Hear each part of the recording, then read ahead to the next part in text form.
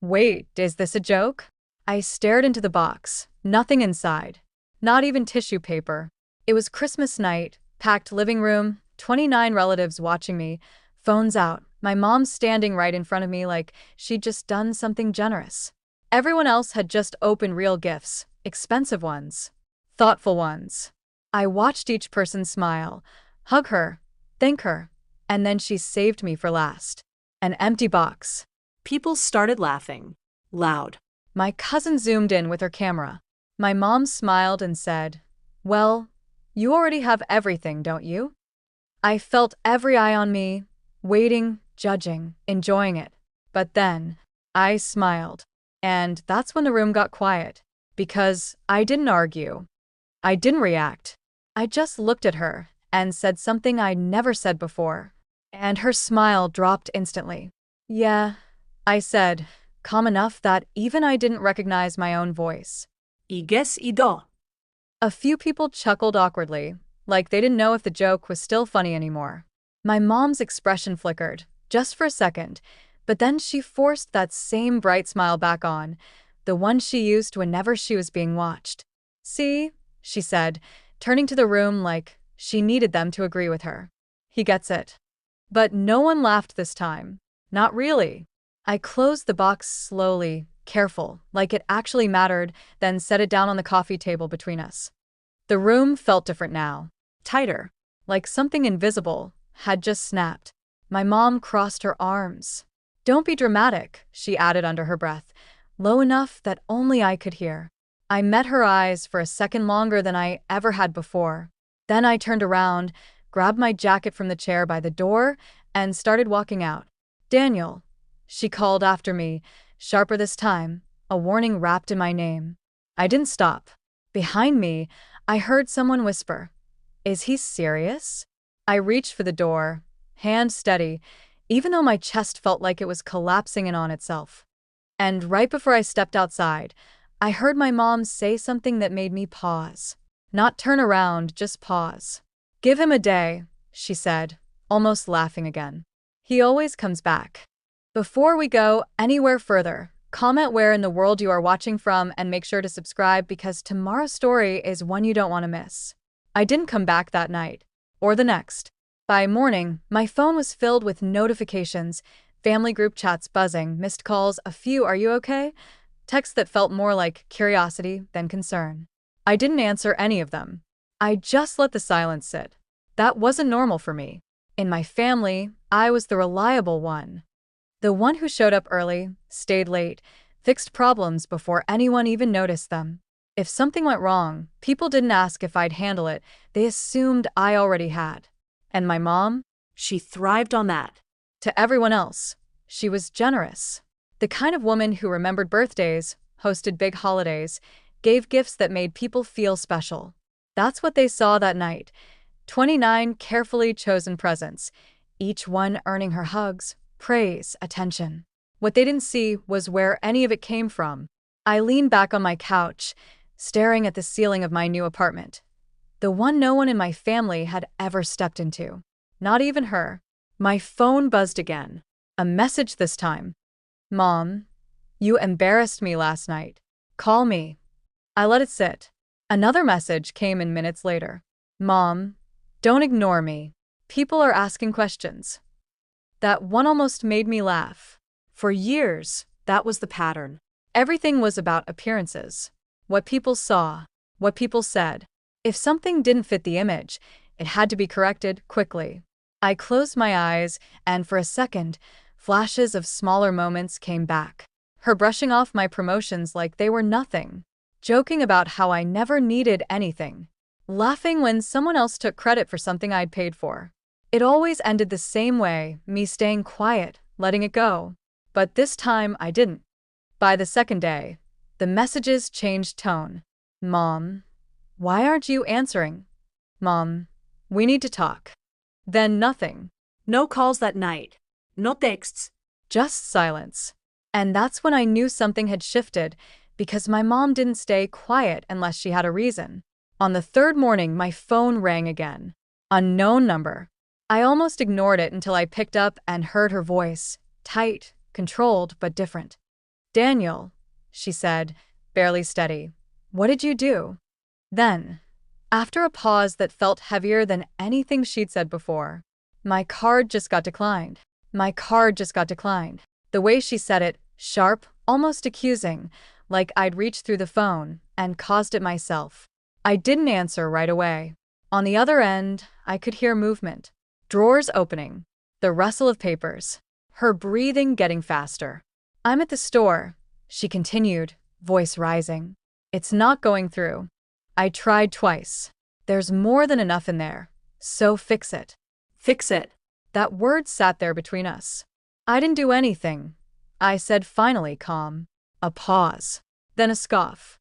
Don't play games with me, Daniel. I have things to pay for. People are expecting. Her sentence cut off mid-word. Silence. Then, quieter this time, almost to herself, why are all the payments failing? I leaned against the counter, staring at the wall, listening as realization started creeping into her voice, slow, uneven, like something she didn't want to accept. Daniel, she said again, but now it sounded different. Less control. More uncertainty. The mortgage, it didn't go through either. I didn't respond. That's when the panic started to bleed in. I just checked the credit card. It's maxed. That's not possible. I don't. She stopped, breath catching. Did you move money? Did you change something? I closed my eyes. For the first time since Christmas, she wasn't talking about embarrassment, or appearances, or what people thought. She was talking about survival. My automatic transfers, she whispered. They're gone. In the background, I heard a cashier ask if everything was okay. She didn't answer them. Daniel, pick up your phone, she snapped suddenly, forgetting she was already on the call. We need to fix this. Right now. I let the silence stretch. Because, for once, I wasn't rushing in to solve it. And that's when her voice cracked for the first time. Why isn't anything working? And I knew. She still hadn't figured it out. She didn't figure it out on that call. She hung up first. And for the rest of that day, my phone didn't stop ringing. Voicemails stacked up, each one a little less controlled than the last. Daniel, call me back. This isn't funny. Something's wrong with the bank. Daniel, please. I didn't respond, because I knew what she was about to find. That night, she went digging.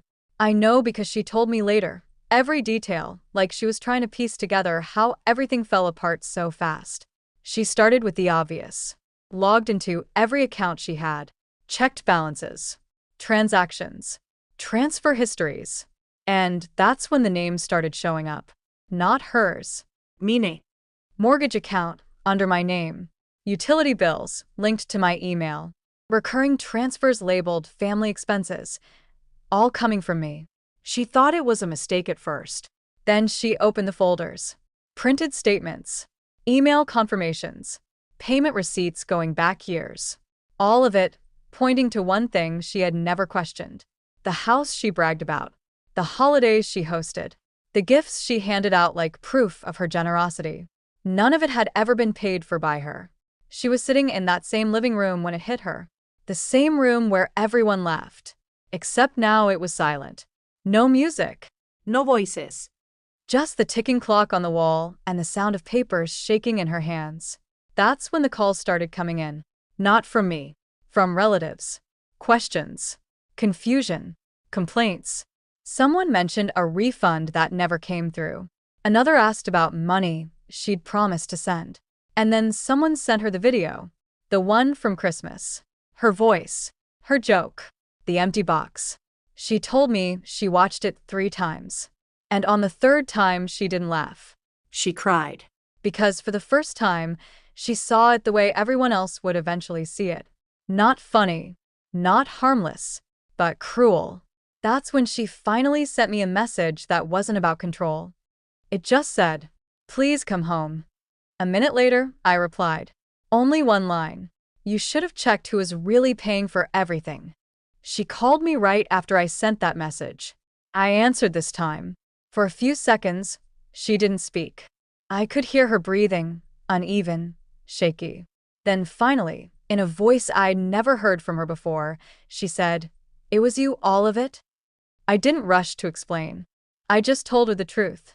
For 4 years, I said. Mortgage, bills, everything. Even Christmas. Silence. Then a quiet broken. Why didn't you tell me?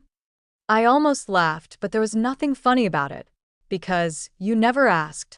That hit her harder than anything else. I could hear it, the moment it fully sank in. Every holiday she took credit for. Every time she called herself generous. Every joke at my expense while I was the one keeping everything running. I didn't know, she whispered. You didn't want to know, I corrected. She started crying then. Not loud. Not dramatic. Just real. Please come back, she said. We can fix this. But there was nothing left to fix. By the end of that week, the consequences hit all at once. The bank started foreclosure proceedings on the house. Her credit collapsed. Bills piled up faster than she could even open them. Relatives found out, some from her, most from each other. The same people who laughed that night started pulling away, suddenly uncomfortable with what they'd been part of. Her image gone. And me? I stayed where I was. New place. Quiet. Meaning. She called a few more times after that. I answered once. Told her I'd help her figure out a plan, but I wasn't coming back. Not to that house. Not to that role. After that, I stopped answering. A few days later, I found the empty box in my car.